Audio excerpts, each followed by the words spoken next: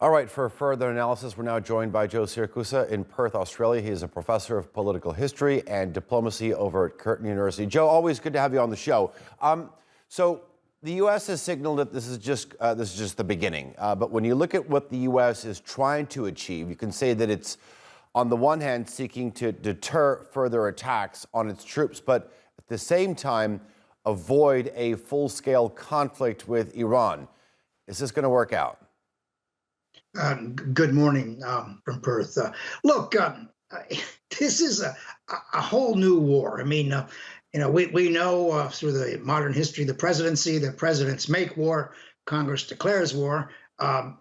President Biden has decided to up the game here. This is not tit for tat or quid pro quo. He's launched a major attack against Iranian-backed forces, and of course he's going after the Quds forces. He's trying to kill Iranians who are trainers on the spot and all the rest of it. And so this is a major escalation. And look, it's a long way from solving the Gaza war. I mean, President Biden gave up on that a couple of weeks ago. He has no control. He's now, of course, issued sanctions against settlers in the West Bank, which means nothing. And so he's turned his attention to these attacks on American forces. And keep in mind, despite the end of the war on terror, there are 30,000 American troops in the Middle East, in this part of the world, and the 10,000 have been introduced in the last couple months, as a matter of fact. So there's a lot of targets for Iran-supported forces to go for if they want to. So look, this is a major escalation. These B-1s, have gone all the way from the United States and back and refueled in the air. This is kind of the dress rehearsal for the next stage. But I'll tell you what, Iran's going to have to make some decisions here. And, we've heard a lot about collective punishment. When you start punishing these sites, you've got 85 targets, you've got 125 munitions.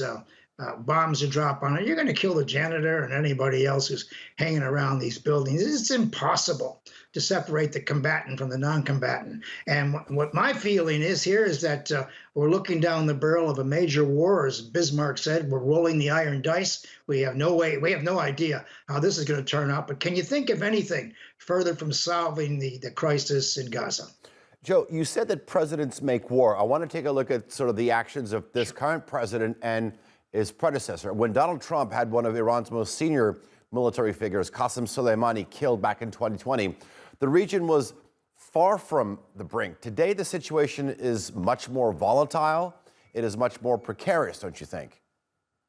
Yes, and look, I do not approve of paralegal, extrajudicial murders and this kind of thing. When you start killing people on foreign soil and you're starting to play the vigilantes, you're playing in entirely different games. And I saw somewhere in the last couple of weeks that the murder of Soleimani actually triggered the what was going on October 7th. It sheets back all the way to then, as a matter of fact. The Iranians take his leadership very seriously and his loss very seriously. But this president is not risk averse. I don't know if he's.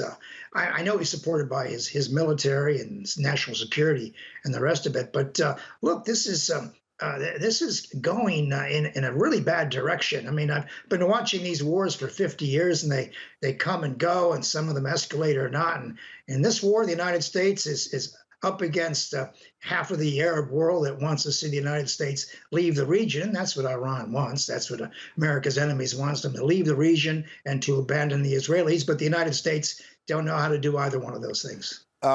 Let's talk a little bit about domestic politics. I mean, neither Iran nor the United States want a war. The Biden administration has elections looming. You said that he's risk averse. How do you think this is likely to play out in the next 7 months till election? Well, this is the worst thing that could happen to a presidential candidate, to get lumbered with a war that's very hard to explain, particularly to swing states that have very large numbers of Arab American citizens. Wherever Biden goes, he's being harangued now as someone who's contributing to genocide in the Middle East. He's got all kinds of critics on his left. People on his right think he's too weak anyway, and so he's turned this foreign policy into one of the major issues in the war. And America likes to fight short, sharp wars.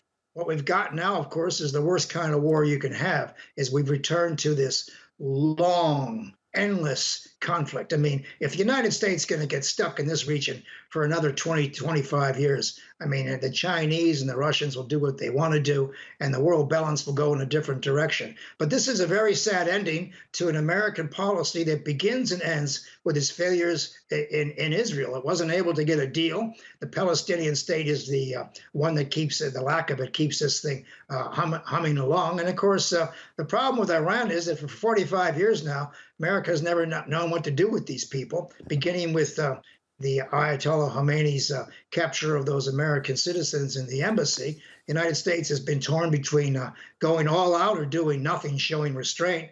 And so right now it's going all out. But if anybody thinks this is just a proportionate response, they have a real surprise coming next. I guess we're seeing this theme of wars of attrition possibly continuing. All right, Joe Siracusa, thank you very much for joining us here on Chair 2 World. We appreciate it, sir. Thank you.